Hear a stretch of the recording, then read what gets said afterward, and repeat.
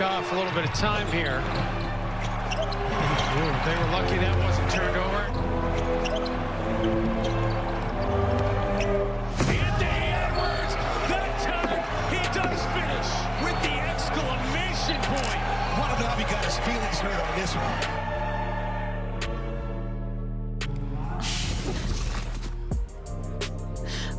We're getting a little petty here on NBA Today. We're only 18 days away from opening night in the NBA, but just a couple hours removed from Game 1 of the WNBA Finals, and we will continue to get you set live here in Las Vegas. But that's not the only basketball that's being played today. The Pelicans, they took on Melbourne in Australia early this morning, and for those of you that didn't set the alarms at the crack of dawn, this is how Zion looked in this one. Pretty good, Shedeur. He's looking mobile, he's looking athletic, and he's flexing on people. Great sign for Pelicans fans. If he can put together a healthy season, Monica. Girl, an if ain't never been bigger, though.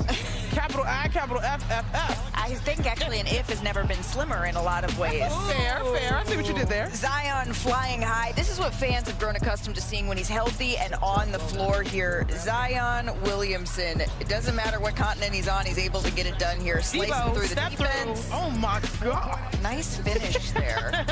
And then watch this play here, Shanae. Zion gets it. Point Zion running the floor. Oh, in and out. It's like back to them Duke days. He's making them like A little bit. all the way now coast to three coast. players, wild. And a really tough finish there. So going ahead to the fourth quarter here, Zion on the bench, but fans in Australia none too pleased.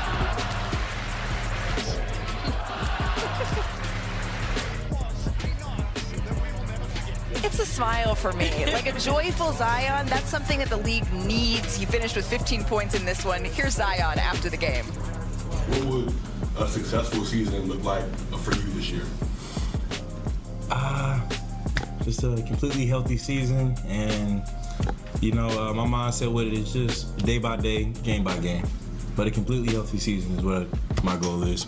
I love his activity defensively, getting steals, deflections, and then getting out in the open floor, playing in fast break opportunities.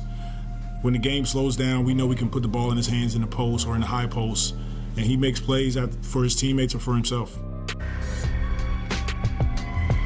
I think a completely healthy season is what all of us hope here for Zion, because his career to this point, it's been a little bit of an enigma, a lot of potential without the health to make him a reliable force. When he plays, he's been dominant in flashes. He averages nearly 25 points a night, but he's played in just 214 games through his first 6 seasons. He's missed 258, and that's really the crux here for Zion Williamson. Let's stick in the Western Conference, because the Warriors, they're getting set for their first preseason game. It's this Sunday against the Lakers. It's the first camp in the Bay for Jimmy Butler, but the 17th and 14th, where has time gone? Steph and Draymond. Center Al Horford also getting acclimated to his new squad, but this team goes as Steph Curry goes, really. It's really hard to believe that he's gearing up for his 17th season, though, for Golden State. All the Warriors, the impact he's felt throughout this franchise, the records that he's set. Despite turning 38 next year, he really is showing no signs of slowing down here, and I caught up with Steph earlier this week at Warriors Media Day. Hey, it's Stephen Curry with the Warriors. Golden State. I was gonna get it. I'm gonna get it. I'm gonna get it. All right. Hey, it's Stephen Curry with the Golden State Warriors. The journey continues. Curry splits the defense. Curry is a master at that. Curry sets, fired, puts it up. Bang! Steph Curry! Here's Curry for the record. It's good! There it is! Steph, this is 2009. Your very first media day. Yes. This is now year 17 for you. Looking at that young Steph Curry, would you tell him that 6 NBA Finals, 4 rings, would you tell him that that's enough, or is there still some story to be written? No, there's definitely some story to be written, but that would have been a really cool message to give 09 version. I'm just glad I got a jersey that fits now. Definitely some more to do. Moves inside. Got it!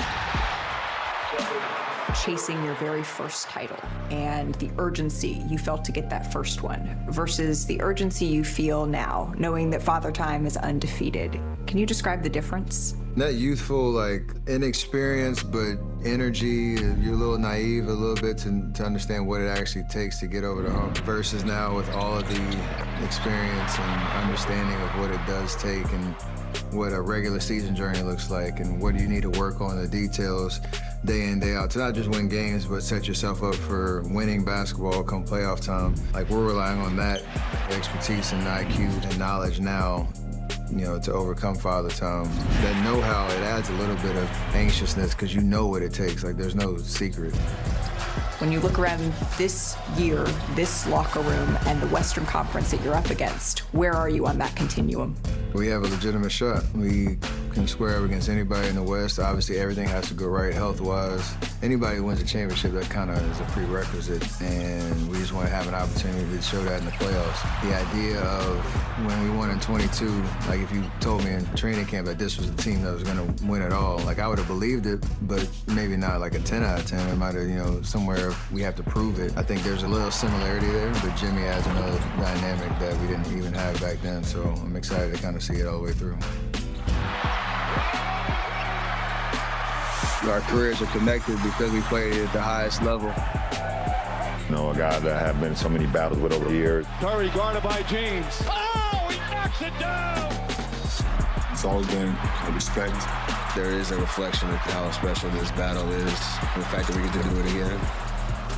You and LeBron will square off on opening night once again, and we don't know whether or not this is going to be LeBron's last season in the NBA. Can you imagine a league without you two? It's always been a part of the experience from 09 when I first got here to now, and there was a genuine like respect and appreciation to them being teammates, you know, at the Olympics, and then every matchup that you have from here on out, like there's still gonna be like a healthy animosity and like an idea of like I want to beat you, but at the end there is respect and admiration for the longevity of this thing and the opportunity to keep going at it. You told me that there's no shame in acknowledging that the end is near. The undisputed author of the three-point record book. The greatest shooter the game has ever seen. Do you know when that end is going to be? No clue. I just know it's closer than it was even yesterday. It's just a matter of like acknowledging it's fun because the more I talk about it, the more you appreciate what all goes into preparing yourself. Acknowledging that it does take a little longer to get warmed up for practice, for a game, or recovery might take a little longer. But all that stuff is just the privilege that you've earned. Edwards, he has goals in year 6. I don't really think I'm going to be able to win Defensive Player of the Year. I got 2 of the best defenders on my team, so it's going to be hard for me to win Defensive Player of the Year. I don't want to take away from those guys, but as long as my impact is there every night, I should be okay. As long as I make an all-defensive team, that means something. But Defensive Player of the Year probably be hard for me, but MVP and championship, that's the goal. I can't guard one game and not guard the next game because we playing, you know, somebody who's